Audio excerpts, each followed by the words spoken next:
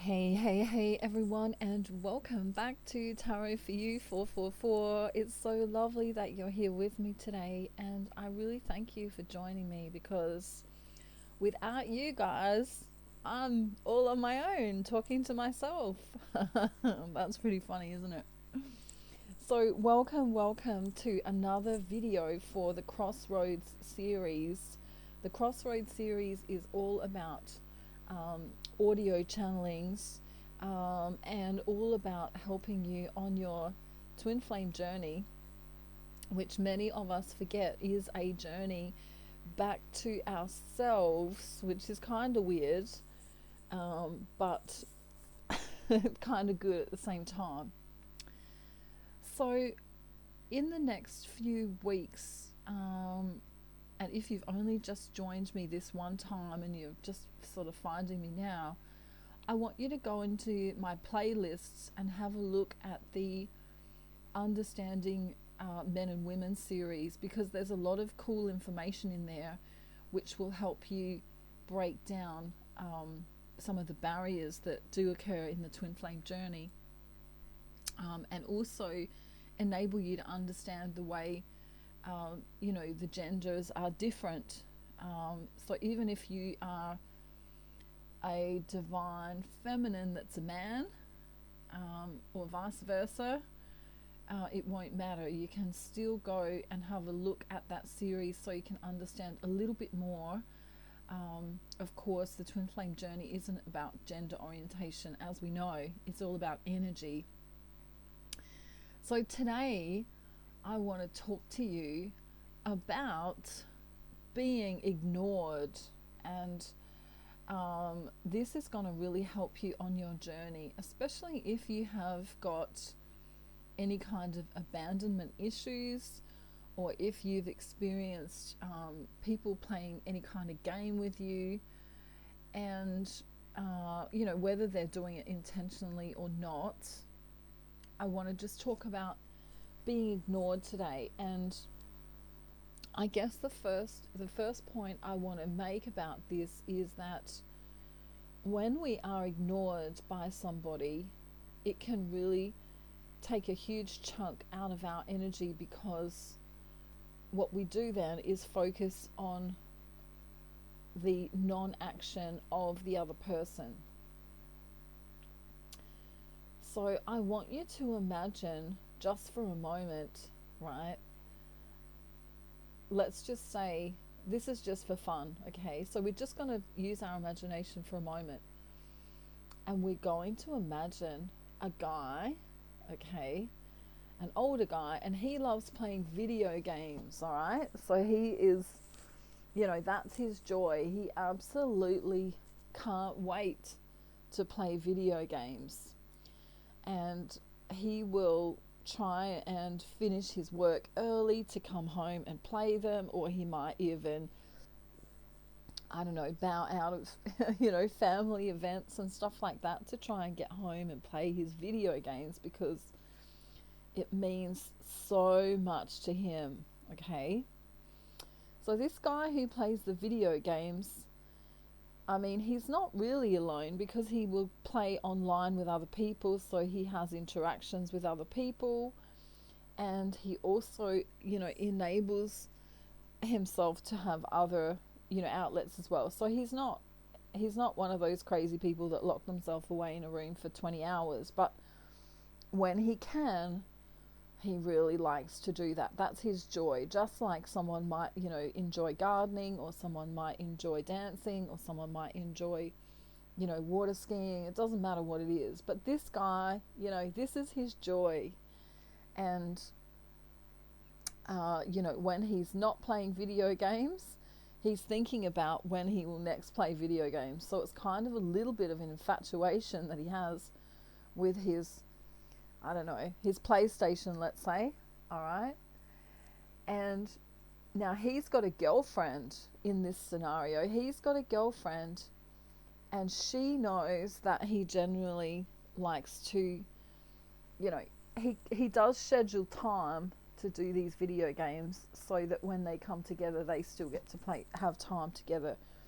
But sometimes he encroaches on their relationship a little bit because he wants her to play as well, or he wants to, to go a little bit longer playing the game. Okay, so we're going to use this guy playing his PlayStation as a metaphor, and I'll come to the point at the end of the scenario. But this one day he gets off of work a little bit early, an hour earlier, and this brand new game has come out. And he's so excited because this brand new game's come out, and he just wants to play it and get as far through it as he can. It's one of those story games where, you gotta wait for the characters to say, hi Bob, I think they're going to meet at the missile center. We'll have to reconvene after you've done your mission. And so off he'll go and he'll do his mission, and then they, you know what I mean? It's one of those story kind of games. So he's been so excited, and it's come out. He got off work an hour early, and he knows that when his girlfriend comes home at 5 o'clock, she's going to be expecting, that they're going to have some attention, or she's going to get some attention from him, and, that they're going to spend the evening together, and I don't know, maybe they're going to cook, or maybe they're going to, watch Netflix and chill or something like that. So she gets home on the dot of 5 o'clock. She's really excited to see her boyfriend. In fact, it's Friday night, and, the working week is over, and she's really wanting to go and see him.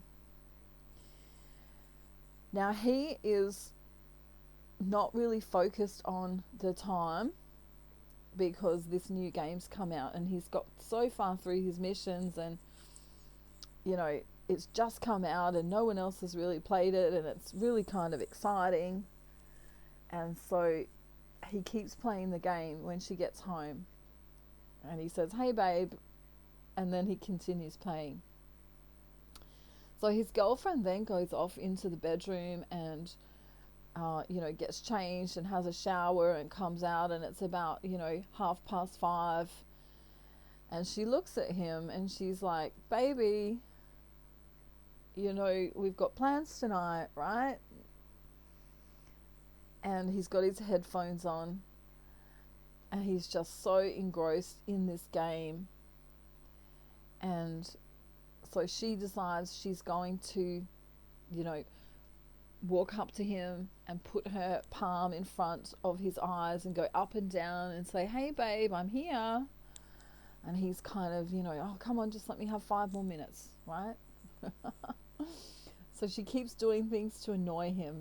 She grabs the cat and puts it on his lap, and then she she jiggles her bottom in front of his face and does all this stuff and tries to get his attention. Okay, so she might start off putting the cat on his lap, which annoys him because he's trying to concentrate on the buttons that he needs to push. And then she'll, maybe she'll do some twerking. Maybe she'll sing. Maybe she'll dance. Maybe she'll, act like a bit of a jester, Like if you can imagine in the olden days where there were kings and queens, and you'd have the jester trying to, dance and sing and juggle and do all of these things just to make an impression on the masculine, which was the king, if we're going back into the olden days. And so he is kind of, just give me 5 more minutes. I promise I'll be with you. I've just got to finish this mission. And she's looking at her watch and she's getting pissed off, and she goes into the other room and she decides, okay, well, I'll give him 15 more minutes because, obviously this new game's coming out. He's been raving about it all week. I'm going to let him play it. I'm not a completely heartless person. I'll let him have some fun. And I know it's his joy.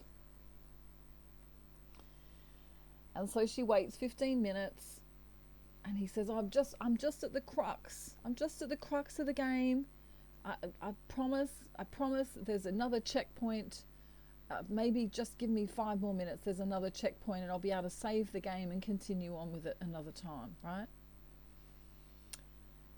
And so she can feel herself getting angrier as the minutes go by, because, you know, by this time now we're heading into 6 o'clock, and, you know, they normally go to bed, say 11 or 12. And, you know, it's their Friday night where, you know, they get takeaway together, and they, you know, they have a weekend or a Friday night at home. Because on the weekend, I don't know, maybe he plays golf or does something else, and so she's not going to see him on Saturday and Sunday as much as she'd like to anyway. So she decides that she's going to wait in her room, and she's going to listen to music, and she's going to chill, and she's going to have a look at that takeaway menu. Maybe they're going to get, you know, Chinese tonight or something. And so, you know, maybe she scrolls through her social media and says hi to her girlfriend and does a few things. And the longer and longer and longer and longer that she waits, the more she feels herself disconnecting from him. And she decides that she's not going to go in there and try and get his attention, because he's, you know, he's all grown up. He's an adult, and he knows what her expectation is already, because they are, you know, in a relationship. So she waits and waits and waits, and decides that she's going to order takeaway for them both, and she knows what his favorite meal is, and she knows what she wants for the night. And so the takeaway comes, and she places it next to him, and he says, "Thanks, babe." And off she goes into the other room and eats her own dinner on her own, and he eats his dinner while he's playing this game. And she finishes her dinner, and she realizes that she has some friends who actually want to spend time with her, and they want to go out later. So nothing too spectacular, just, you know, let's go out for coffee, and you know, let's meet at this place at, I don't know, 9:30, just, you know, for a couple of hours, let's just get together. So she thinks, well, you know what, that'd be awesome, it's Friday night, and I'm gonna do that. So she finishes her takeaway, and she gets ready, and she's going to meet 3 of her friends. And she goes back into the living room where her boyfriend is, and he's sitting there really still engrossed in the game, forgetting about the time, of course, as that happens when people are into video games. And she says, "I'm not sure what time I'll be home. I'm going out. Have a great night." And he drops his controller and has a double take, because he sees how amazing she looks. I don't know, she's got some, I don't know, high heels on, she's got a sparkly dress on, she's got some nice earrings in, and her makeup's really well done, and she looks amazing. And it's not until she's about to walk out of the door that he realizes what he's going to miss out on. And so he pauses his game, and he says, no, oh my God, I didn't realize what the time was. I'm so sorry. Please let me, I'll come with you, or, you know, cancel them, and we'll stay home and have a nice evening together.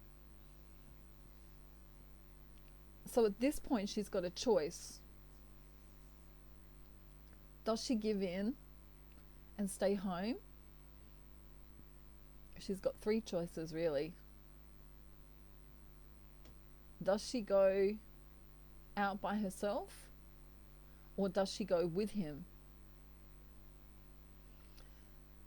So in the first scenario, if she stays home with him and gives up her evening, she kind of says, well, it's okay for you to trample on my feelings, on my hopes, on my wishes that I had for this relationship, if she cancels on her friends and stays home. In scenario 2, she allows him to go with her, then she's kind of giving in a little bit to him as well and saying, well, it's okay what you did to me, that you hurt my feelings. Sure, come along with me. That would be the kind thing to do, to let him go with her. In the third scenario, where she says, I'm going to go on my own, have a great night, she actually sends him a message that I'm willing to leave. I'm willing to allow myself to have enough respect for myself and enough confidence in myself that I can do this without you.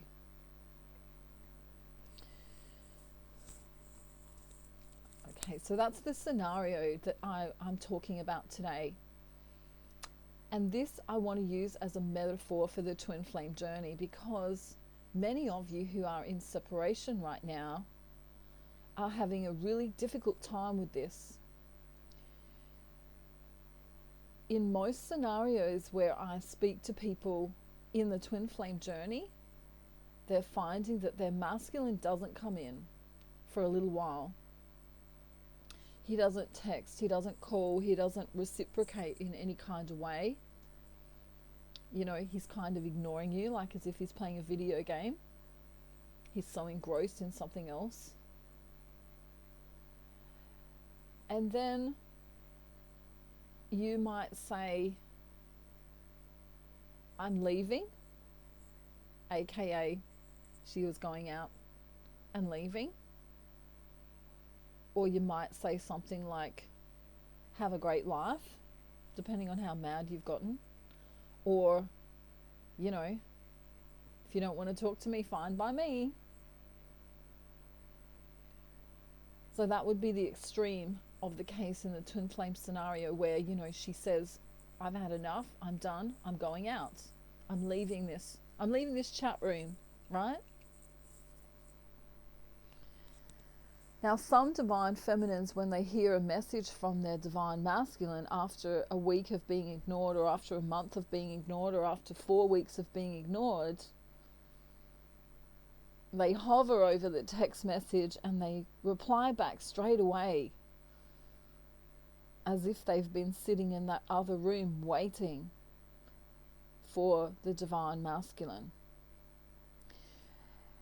And so they may text back straight away, or they may answer that call straight away, and they give off the air of that it's okay that you put me on a bench. Because that's kind of what he's doing, isn't he? When he's ignoring her playing that video game, he's, you know, she's sat on the bench kind of waiting. Like in sport, when they sit the players who aren't playing, they sit them on the bench until they need them.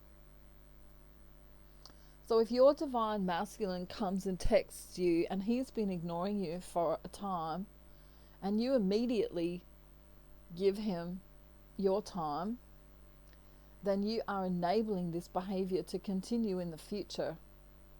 You are enabling him on a 3D reality level, right?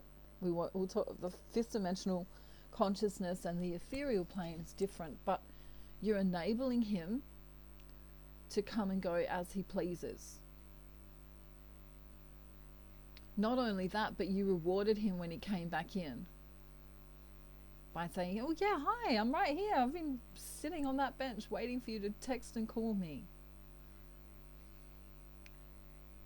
In the second scenario, where she's got the choice to go out and include him, this is the part where she would put the boundary in and say, well, if we're in this together, this is what I need from you, right? So in the scenario, she might say, I need you to get dressed right now, I'm meeting my friends at 9:30. We can't be late. I've promised them I'll be there. You know, here's my, I've got a few little terms and conditions for you. Nothing too harsh, but, you know, we've got a boundary here. A 3D boundary. Why do we need a 3D boundary? Why do we need a 3D boundary when we're supposed to love our divine masculine unconditionally? I'll tell you why. If you have a relationship with a friend and they let you down consistently, I can guarantee you that over time you will grow further and further and further and further apart from that friend. If you have a relationship with your mother or your brother or your father or your cousin and they don't respect your boundaries and they know what they are, I can guarantee you that this relationship will have issues going forward. In fact, communication breakdowns are the number one reason for people getting divorced or, you know, not speaking or not being willing to connect. Now, I'm not saying that you should be so assertive and put your foot down with your divine masculine at all. But what I am saying is that if you are on speaking terms with your divine masculine and your needs are not getting met in the 3D reality, first of all, that would be because you are chasing your divine masculine in some kind of way. Remember in the scenario, she came home, he was playing the game, she was trying to get her attention. She was trying to get his attention, I should say. Take gender how it resonates. You know, she was acting like a jester. I'll dance for you, I'll sing for you, I'll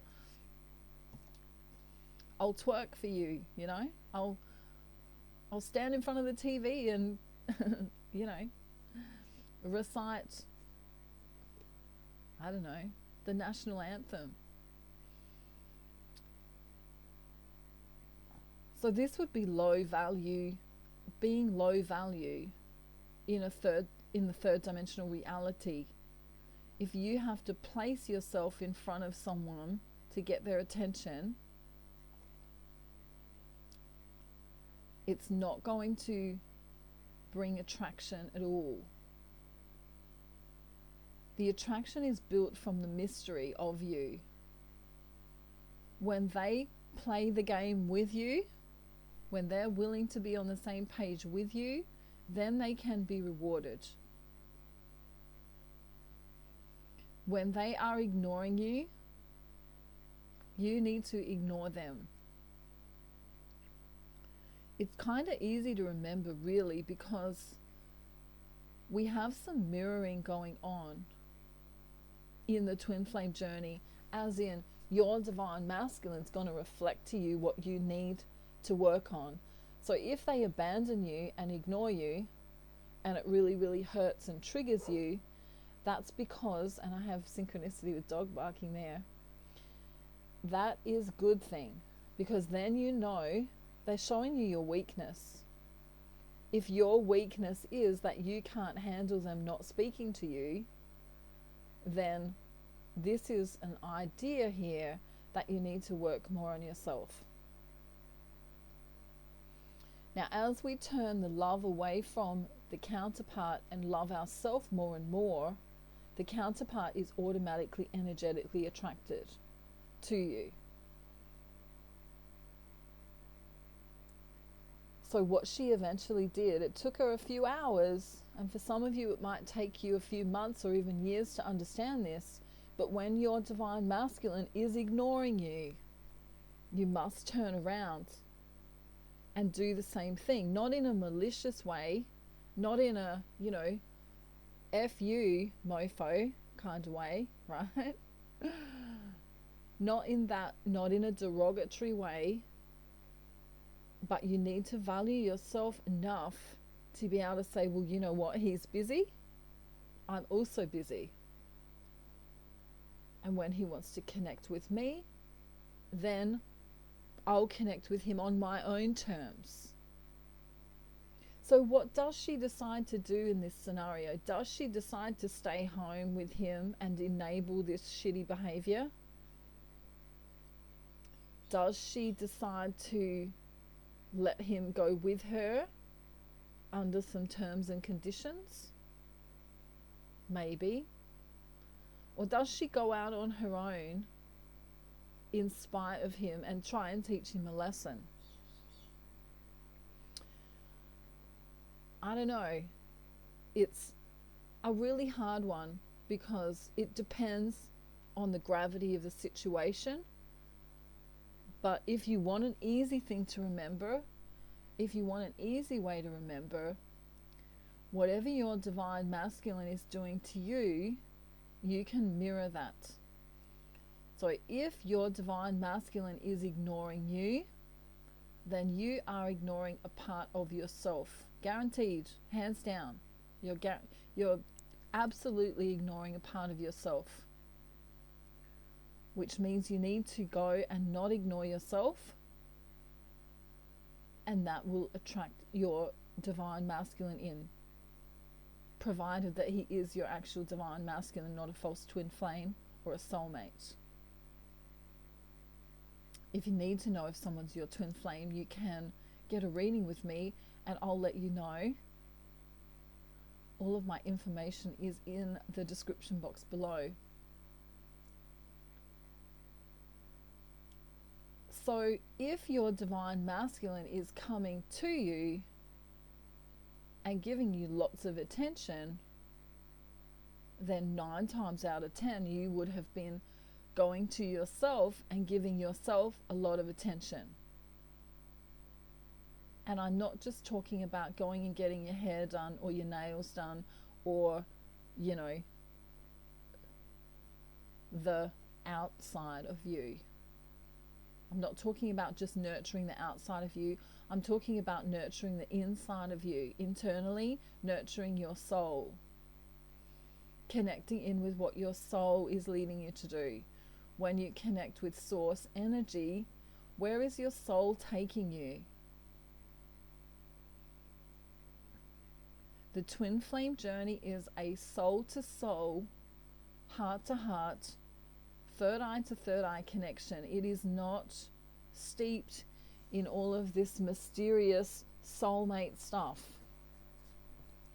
It's not about sending them pieces of who you are as a mind and a soul. That's your ego, as a part of you as a mind and an ego. That's your ego identity, your personality. Your twin flame will automatically be attracted to that.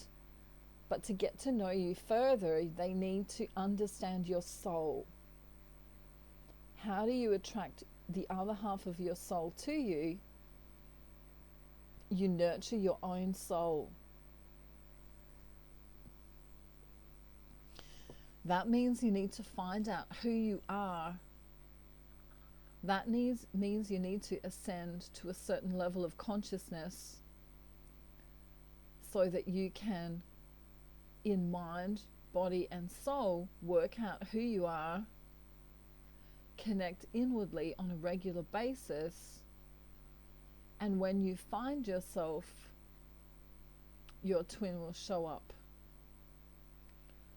And it will be very serendipitous. It'll be like, you know, I was just working on that project, I was just working on myself, I was just working on my life, I was just making myself feel better, I was just eating healthier, I was guided to take that job role, I was guided to connect and meditate every day and really nurture myself, and all of a sudden my twin flame, hadn't heard from them for 4 years. Or for some of you, I've never met them before and I just did. And then they come into you and give you this attention in the 3D reality, and then all of a sudden you forget who you are again. and you start trying to splash all of this attention onto them. But they fell in love with you as a soul. They didn't fall in love with your ego or your mind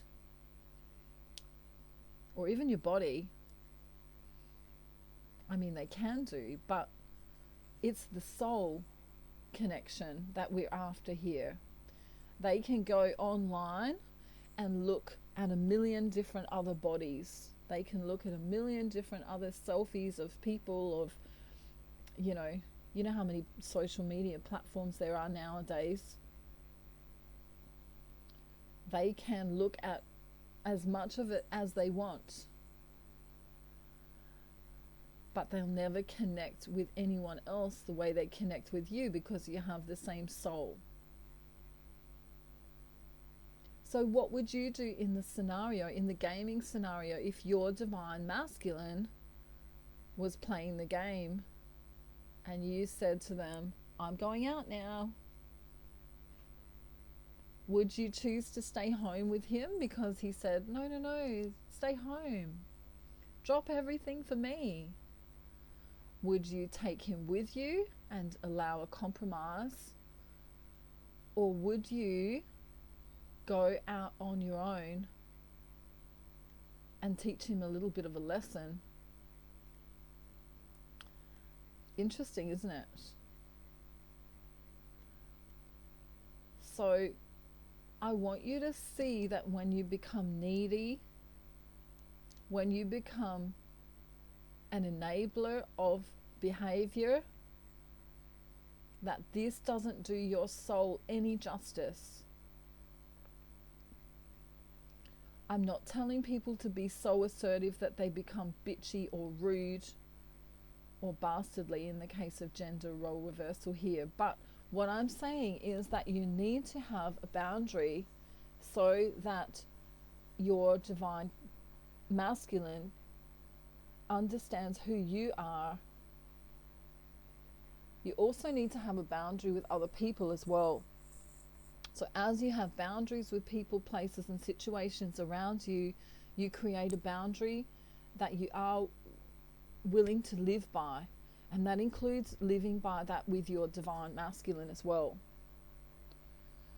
So I hope you've learned a lot from today's Crossroads series channeling.